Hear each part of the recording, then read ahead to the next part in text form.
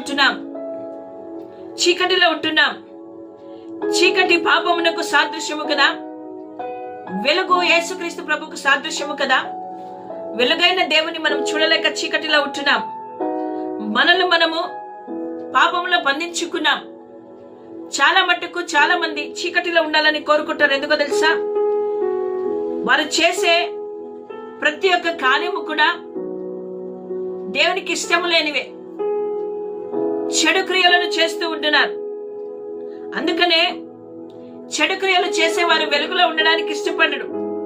కానీ నా ప్రియమైన దేవుని బిడ్డలారా, యేసుక్రీస్తు ప్రభు చీకటిలో నుండి వెలుగునానికి నడిపించడానికి లోకానికి వచ్చి ఉంటున్నాడు. యేసుక్రీస్తు ప్రభువుకు సర్వాధికారము కలిగిన దేవుడు కదా. ఆయన చీకటి మీద కూడా అధికారము కలిగిన వాడు, అనగా సాతాను మీద అధికారం కలిగిన వాడు, పాపం మీద అధికారం కలిగిన వాడు. ఈరోజు నువ్వు ఎటువంటి పాపపు